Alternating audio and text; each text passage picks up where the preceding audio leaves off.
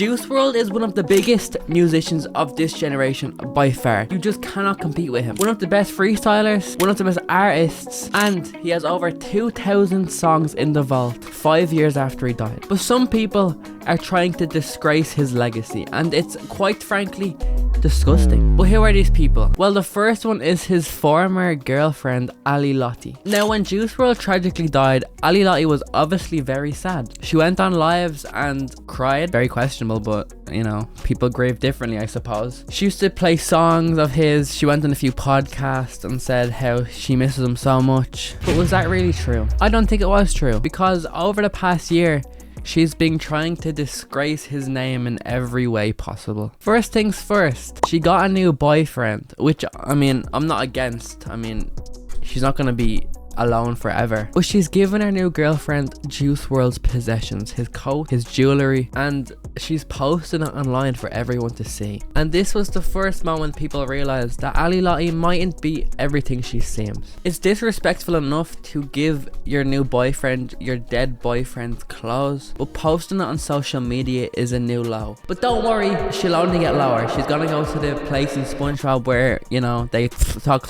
like fifth. She's going there. That's where she's going. Then she started an OnlyFans, which people didn't like. I didn't mind. I mean, if she needs money, she can do it. She did get fame off Juice WRLD, and then she's using the fame to sell her body when he died, which is a bit weird.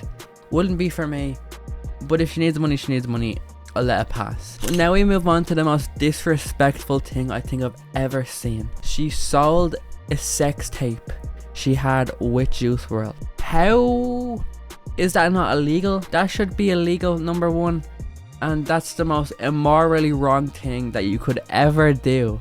Ever. There's nothing more immoral than doing that. Like, that's the depths of hell that you're going to. You can't watch this sex tape. It never leaked. And people think that Bibby, Juice WRLD's manager, bought the sex tape so no one else could see it, which is a good move by Bibby, but we are talking about him later, so don't be like, oh, he's the best yet. So she got a bag by trying to sell Juice WRLD's sex tape, and Bibby allegedly bought it. It's not confirmed. I think it's only rumors, but it never leaked is the main thing. I feel like that's more disrespectful than going to his grave and leaving a massive log on it. I'd rather someone do that than sell a sex tape with him, because that's some foul behavior. I forgot about this, but she also got arrested for possession of crack, which is important for the next bit of the story. Last year she got arrested for possession of crack cocaine. So it seems like she might be doing all this stuff because she's a crack addict and trying to get money any way possible. She did also pay Twitter accounts to talk about Juice WRLD's leak, which I can't believe people took money for. I feel like, how can you do that with a good conscience? Because that's just horrible. How? I don't understand. That's like the worst thing I've ever heard in my life. I'm like, what? That's so disrespectful. But it gets worse. This post went around on Twitter, and let me just read it. Ali Lotti posted on OnlyFans, another batch of Jay's shit. Need money for BF's bail money on Monday. Serious buyers only. Supreme boxers $200. Mystery dirty laundry pack 1 of 10. 2.5 grand. Preserved Juice WRLD dreads $100. Supreme tee $550. 1 of 1 yellow puffy jacket 12.5 grand. Regular tooth 100, sharpened 250, molars grand.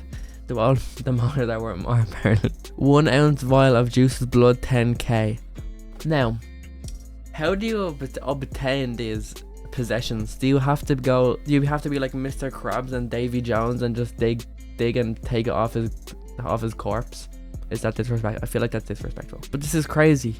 And why is it crazy? Because it isn't true. This is a post that someone on the r/Juice WRLD made as a joke, but it's still bad. Why? Ali Lotti's paying for Twitter accounts to post this image and make people actually think she's doing this. I assume so they sub to her OnlyFans to see if she's actually selling them, or if they want them. I don't know why you'd want that. Even though it makes her seem like a crazy, batshit, horrible person. It's not as bad as actually doing it, but it's still very bad and very weird. I love the way it ends off with, thanks guys, I work really hard for what I have right now. Life is great.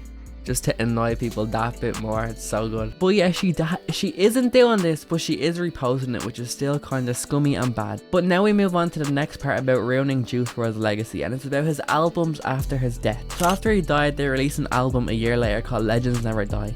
And it was a great album, one of the most critically acclaimed albums in hip hop, and overall went down very well. But a year later, they were announcing something bigger. The Party Never Ends, a hype Juice WRLD album.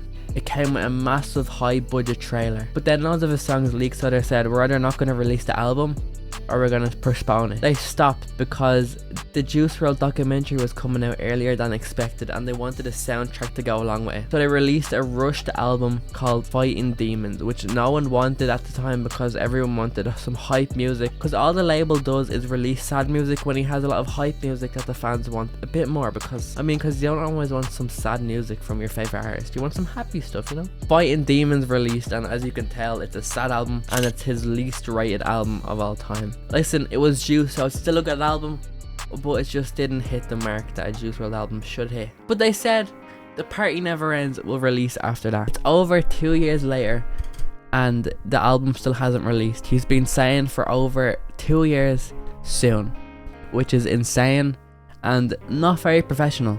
Listen, I get albums take a long time, but maybe set a release date or don't announce it. And the man behind the album is Lil Bibby, who people on the Juice WRLD subreddit absolutely despise. It's kind of disrespectful to be this unorganized with a massive legacy of one of the biggest artists. You want to have it perfect, you want to do it right, and he just is not doing it right. He's put out about 5 dates in the past 2 years and he's missed all the dates. So fans have resorted to photoshopping him as a fat man on the Juice WRLD Reddit, which is, it's very funny, and making fuck Bibby chains. Everyone just spams fuck Bibby.